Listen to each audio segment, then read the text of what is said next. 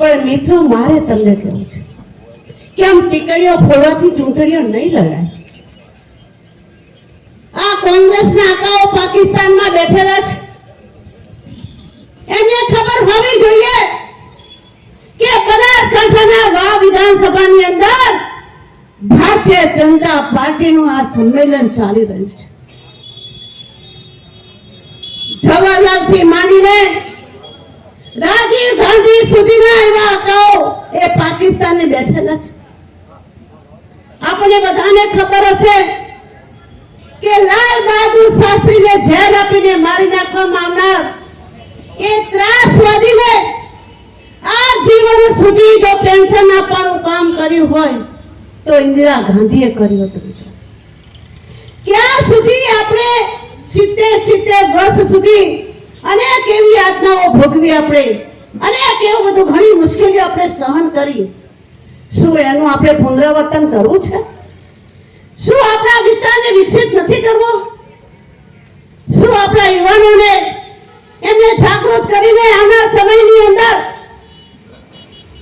જ્યારે દેશ અતિ આધુનિક ટેકનોલોજીથી જ્યારે ઝડપી ચાલી રહ્યો છે ત્યારે એની સાથે કદમ મિલાવીને આપણે યુવાનને નથી આપણે પહોંચાડવાનું? મિત્રો, ઘણી બધી એવી ગંભીર સમસ્યાઓ છે કે આજે પશ્ચિમ બંગાળની અંદર તમે જોતા હશો કે આજે પશ્ચિમ બંગાળ એક એવું રાજ્ય બની ગયું છે ત્યાં હિન્દુ પગ મૂકી શકતો નથી. ત્યારે ભાર બપોરે તે બેન દીકરીની ઇજ્જત લેવાય છે, તેમ છતાં ત્યાંની સરકાર એમની સામે પગલા ભરતી નથી, પરંતુ એમને પંપાડવાનું કામ કરે છે. મારે તમને કહેવું છે, કુવાસવા વિસ્તારને ફરીથી તમારે બીજો પશ્ચિમ બંગાળ બનાવવો છે. આપણા કોંગ્રેસના ઉમેદવાર પણ મમતા બેનર્જી 2 છે. આ તમે જાણો કે હજુ એ કોંગ્રેસના લોકોના લોહીની અંદર હજુ ભ્રષ્ટાચારની બૂ આવે છે.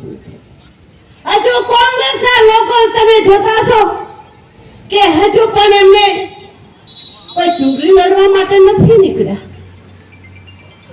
પરંતુ આવી રીતે જ્યારે ચૂંટણીઓ વાર તહેવારે જ્યારે ચૂંટણીઓ આવે અને પોતે રાજા બને છે. શું બીજા કોંગ્રેસમાં કોઈ એવા લોકો નથી કે જેને એમને ચૂંટણી લડાવી શકે?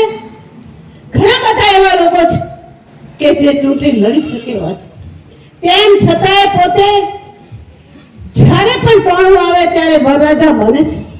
તમને ખબર છે, એમને ખબર છે કે હું વિધાનસભા તો લડેલી છું, હું હારી જઈશ તો મને કોઈ ફરક નથી પડવાનો, વિધાનસભા તો મારું ચાલુ જ રહેવાનું છે. પરંતુ આ લોકસભા લડો તો આ લોકસભાની અંદર જે બધું ફંડ આવે, પાર્ટીનું ફંડ આવે, રોઈને પગે પડીને ફંડ ભેગું કરેલું પણ આવે મિત્રો, એ ફંડને પણ ઘર ભેગું કરવું છે. એમને ખબર છે કે ભારતીય જનતા પાર્ટીના ઉમેદવાર સામે હું જીતી શકું તેમ નથી. એમને ખબર છે, તેમ છતાં લોકોની આંખમાં ધૂળ નાખવાનું કામ આ કોંગ્રેસના ઉમેદવાર કર્યું છે. તમને ખબર હશે કે હમણાં જ પરમ દિવસે એ પોતે બેન કહેતા હતા કે મારે તો એફિડેટ કરું તો ખાલી તારીખ જ બદલવાની હોય છે. પરંતુ મિત્રો, મારે તમને કહેવું છે કે એફિડેટ 4 વખત બદલવામાં આવી છે. કેમ બદલવામાં આવી? શા માટે બદલવામાં આવી? એનું કારણ આપણને ખબર છે. કારણ કે મિત્રો, ઘણી બધી એવી મિલકતો છે કે એમને જે છુપાવી છે. લાખોની મોંઘી એવી જમીનો છે, એમની પોતાની સંસ્થાઓ, કરોડોની અંદર વેચાતી લીધેલી એવી સંસ્થાઓ છે જે ભાભર હોય, વાવ હોય, સણવાની અંદર હોય. મિત્રો, એમના 3 થી 4 તો બંગલાઓ છે જે 50 લાખથી કિંમતથી વધારે બંગલાઓ છે. મિત્રો, તમે એમને એફિડેટમાં જોતા હશો કે એફિડેટની અંદર 3.5 કિલો ચાંદી બતાવી છે, 15 તોલા સોનું બતાવ્યું છે. મિત્રો, અને ઉમેદવાર એવું કહે છે કે હું ગરીબ છું, હું સામાન્ય છું, હું ઝૂંપડામાં રહું છું. મિત્રો, આ ગરીબની વ્યાખ્યા ગરીબની વ્યાખ્યા એ કે એને મોંઘી જમીન હોય તો બતાવવાની નહીં, કરોડોની સંસ્થા હોય તો બતાવવાની નહીં. મિત્રો, માત્ર ને માત્ર ગરીબ હોવાના ઢોંગ કરીને આ જે બનાસકાંઠાની જનતાને જે ગુમરાહ કરવા નીકળ્યા છે, એટલે મારે કહેવું છે કે મિત્રો જાગો.